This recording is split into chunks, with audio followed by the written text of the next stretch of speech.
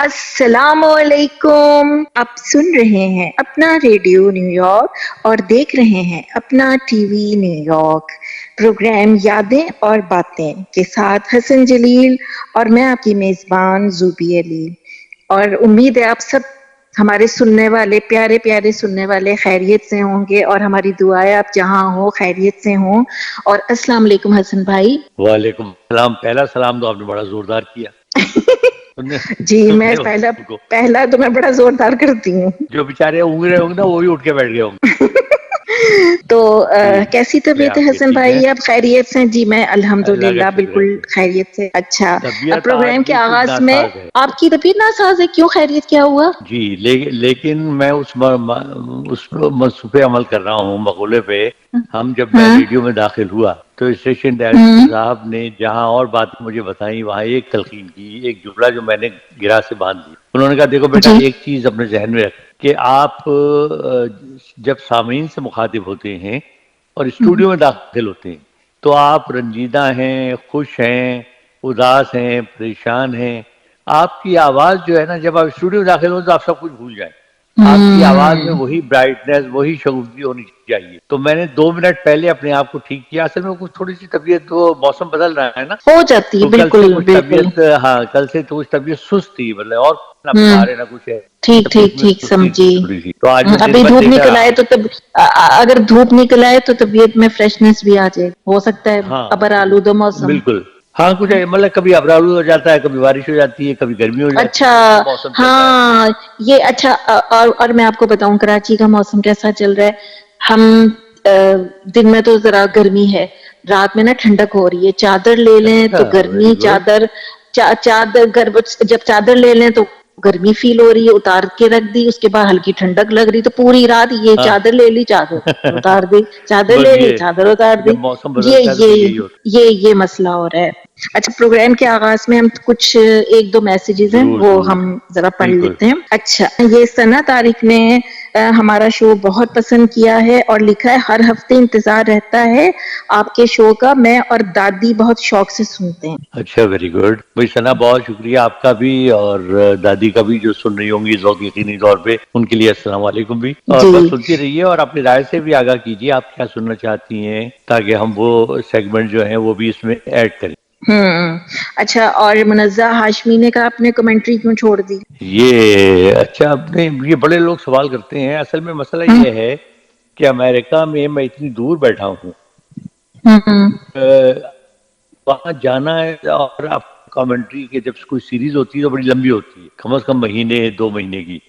تو وہ اب وہ اتنی صحیح. ٹریولنگ ایک زمانے میں 1979 سے لے کر اور 2000 تک میرا خیال ہے کہ میں دنیا کے تقریباً 55 ملکوں میں گیا. اور ہر تیسرے دن میرے بچے اکثر کہتے ہیں کہ جی ہم نے جب آنکھ کھولی تو آپ ہوتے نہیں تھے گھر پہ، پتہ چلتا تھا کہ ہوں جی باہر گئے ہوئے. تو ہاں لہٰذا اب تھوڑا سا میں اوائڈ بھی کرتا ہوں. اور پھر ظاہر ہے کہ وہ لوگوں کو کہنا، یا تو آپ کہیں کہ جی میں انٹرسٹڈ ہوں. صحیح. تو 2018 میں نے کی تھی ویسے پی ایس ایل کی کامنٹری FM 106.2 پہ. اچھا اچھا ٹھیک جی ہاں. ٹھیک. اچھا یہ اور کس نے شو کو پسند کیا ہے؟ سائرہ جبی، افضل داؤد، سہیل خان، عدیل محمود، انہوں نے شو کو پسند کیا ہے. اور عدیل محمود نے ہمارے شو کو سپر شو کہا ہے.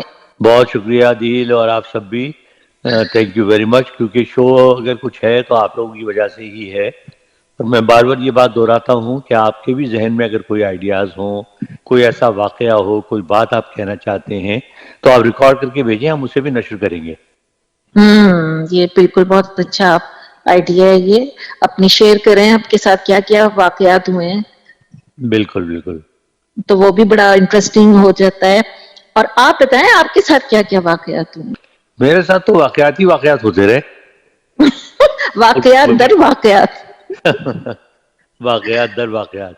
تو اتنا زیادہ واقعات ہوئے ہیں کہ لیکن میں آج سوچ رہا تھا کہ آپ کو میں 2-3 تاریخی مقامات کے بارے میں کوئی بتاؤں گا. بالکل 3-4 بالکل کے بارے میں. بالکل. آپ ہمیشہ کہاں کہاں سفر کیا. آج تو میں رات کو لیٹا وہ سوچ رہا تھا تو لوگوں کے لیے دلچسپی کا باعث بھی ہوگا اور ان معلومات میں بھی اضافہ ہوگا. بالکل تو ہم شروع بالکل کرتے ہیں جی پہلے کہ انڈیا میں تاج محل کا نام تو سب نے سنا ہوگا. جی. آگرہ ایک شہر ہے، وہاں تاج محل وہاں بنایا گیا. یہ بھی آپ کو معلوم ہوگا کیونکہ یہ ہماری کتابوں میں بھی ہے کہ شاہ اور جہاں. محبت کرنے والوں کو بہت پتہ ہے یہ. جی ہاں بالکل. تو شاہ جہاں نے یہ تعبیر کیا تھا اپنی، ان کی بیگم تھی ممتاز محل. جب ممتاز کا انتقال ہوا تو وہ بہت ہی غمزدہ ہوئے اور انہوں نے ان کی یاد میں اور اپنے محبت کے اظہار کے طور پہ تاج محل انہوں نے تعمیر کیا. اور تاج محل کی تعمیر میں ان چیزوں کا خیال رکھا گیا کہ اس میں ایک خاص حسن ہو، ایک نفاست ہو، تاکہ وہ محسوس ہو کہ ان کی محبت کی وہ علامت ہے. تو آپ حقیقت ہے کہ تاج محل ایک ایسی بلڈنگ ہے کہ جب آپ اس کے سامنے پہنچیں تو آپ تھوڑی دیر کے لیے ہو جاتے ہیں. اس بلڈنگ میں صرف وہ ہیبت اور وہ شان و شوکت ہی نہیں ہے، بلکہ آپ کے ذہن میں یہ احساس بھی ہوتا ہے کہ یہ محبت کا تحفہ ہے اور محبت کے لیے تعمیر کی گئی. تو آپ اس احساس کے ساتھ اس کے اندر داخل ہوتے ہیں، اس کے اطراف میں گھومتے ہیں. وہاں تک پہنچنے کے لیے جو ہے وہ درمیان میں فوارے بنائے گئے ہیں اور دونوں جانب جو ہے وہ اور ایک سیمنٹڈ راستہ بنایا گیا ہے. بہت ہی خوبصورت حسین شاہکار ہے وہ اور بڑی محنت سے وہ تعمیر کیا گیا تھا. تو جب آپ اندر داخل ہوں تو اس کا جو ڈوم ہے اس میں وہاں پہنچ کر یہ حقیقت ہے کہ آپ چند لمحوں کے لیے گم ہو جاتے ہیں ماضی کے خیالات میں، تاریخ کے اوراق جو ہیں وہ آپ کے سامنے گھومنے لگتے ہیں، پھر وہ واقعات آپ کو یاد آنے لگتے ہیں. تو وہاں جو ایک دلچسپ بات مجھے نظر آئی وہ ایک بڑی کمال کی بات تھی. ہمارے ساتھ ایک ینگ سا لڑکا تھا جو ہے وہ فرائض انجام دے رہا تھا ترجمان کے. تو وہ اور بھی سیاح آئے ہوئے تھے ان کو بتا رہا تھا. تو درمیان میں جب آپ جو ڈوم ہے اس میں ایک بہت بڑا سا تالاب ہے، وہ خشک پڑا ہوا ہے. تو کسی نے اس سے پوچھا کہ بھئی یہ تالاب تو بنایا گیا ہے، اس میں فوارہ بھی لگا ہوا ہے، یہ خشک کیوں ہے؟ اس نے اس کی ایک داستان سنائی جو ہم سب کے لیے بڑی حیران کن ہے. اس نے کہا کہ جی بات یہ ہے کہ یہ پہلے یہ تالاب بھرا رہتا تھا اور اس تالاب میں پانی بھی ہوتا تھا اور وہ پانی کہاں سے آتا تھا اور وہ پانی ہمیشہ گرم رہتا تھا. تو لوگ بڑے حیران ہوتے تھے کہ پانی گرم کیسے رہتا ہے اور آتا کہاں سے ہے. تو اس کا لوگوں نے ادھر ادھر گھوم گھام کے دیکھا، کہیں انہیں کوئی پائپ نظر نہیں آیا، کچھ نظر نہیں آیا. تو کہنے لگے کہ جس زمانے میں یہاں پر انگریز آئے تو انگریزوں کو بھی کیوریاسٹی ہوئی. تو اس میں یہ تھا کہ انگریز جو انجینئرز تھے ان کی یہ ذمہ داری سونپی گئی کہ اس تالاب کا یہ پتہ لگائے کہ یہ پانی گرم کہاں. تو انہوں نے کیا بے وقوفی کی کہ انہوں نے اس تالاب کو ظاہر کھودنا شروع کر دیا. جب کھودنا شروع کیا تو اس کا بعد میں پتہ چلا کہ وہاں جب نیچے تہہ خانے میں گئے وہ تو وہاں معلوم آپ حیران ہوں گے کہ دیکھیں کہ اس زمانے میں ماڈرن زمانہ نہیں تھا، لیکن آپ ذہن دیکھیں انسان کا تو انہوں نے دیکھا کہ اس کے ایک پائپ سا ہے وہ اوپر جا رہا ہے. اس پائپ کے دو حصے ہیں، ایک حصے میں پانی جاتا ہے اور وہاں اسٹور ہو جاتا ہے اور دوسرے حصے میں جو ہے وہ ایک اور پانی جا رہا ہے وہاں. وہ پانی گرم پانی ہے. وہ پانی گرم کیسے ہوتا ہے؟ اس پائپ جہاں کے نچلے حصے پہ جہاں وہ ختم ہوتا تھا اور اس کا کنارہ تھا اس پائپ میں ایک برتن سا ہے، خاصا بڑا برتن تھا. اس برتن میں ایک لیکوڈ بھرا ہوا تھا جس کا یہ آج نہیں بتا وہ لیکوڈ کیا تھا. اس لیکوڈ میں ایک تری نما چیز جل رہی تھی چھوٹی سی. آپ یہ سوچیں کہ اس انجینئرس نے کہا کہ جی اصل میں بات یہ ہے کہ اس میں جو پائپ میں کوئی میٹل ایسا لگایا گیا ہے اور اس موم بتی میں کوئی ایسی چیز استعمال کی گئی ہے کہ یہ پتہ نہیں کب سے جل رہی ہے، برسوں سے. آپ دیکھیں نا صدیوں ہو گئی، صدیوں سے جل رہی ہے لیکن یہ بجھی نہیں. اور وہ پائپ جو ہے وہ اتنا زیادہ گرم ہو جاتا ہے کہ وہ اس سے جانے والا پانی جو ہے وہ گرم پانی مکس ہوتا ہے ٹھنڈے پانی میں اور وہ پورا پانی گرم ہو جاتا ہے. تو بے وقوفوں نے اس پیالے کو بھی ہلا جلا کے دیکھا، کوشش کی، لیکن وہ کیا ہوا کہ نہ وہ اس پیالے کو ریسٹور کرنے میں کامیاب ہوئے، نہ اس موم بتی کو وہ دوبارہ جلا پائے. ٹھیک ہے نا. اور پانی جانا بھی بند ہو گیا. تو لہٰذا وہ اب تالاب جو ہے وہ خشک پڑا ہوا ہے. لیکن آپ اس کی ایجاد دیکھیں کہ اب سے صدیوں برس پہلے انجینئرس نے کس ذہن کے ساتھ وہ ایجاد. اور ہم سمجھتے ہیں شاید ہم ہی بہت جینیس ہیں. میرے خیال نہیں، سے بڑی کہ کمال کی چیزیں پہلے ہیں زوبی. عقل استعمال کی ہے نا.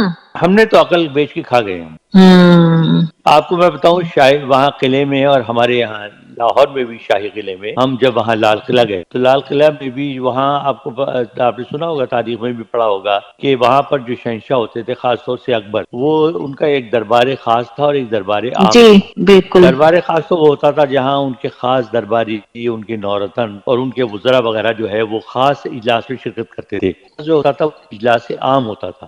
تو اس کو ایوان عام کہتے تھے. وہ اس میں لوگ بھی شرکت کر سکتے تھے عام. تو وہ ظاہر بھرا ہوا ہوتا تھا, 500-600-700 آدمی کی گنجائش ہے وہاں, تو وہ بھرا ہوتا تھا. تو وہاں پر میرا یہ سوال تھا, کیونکہ میرا براڈ کاسٹنگ سے تعلق ہے, تو میرے ذہن میں کیوریوسٹی تھی کہ وہ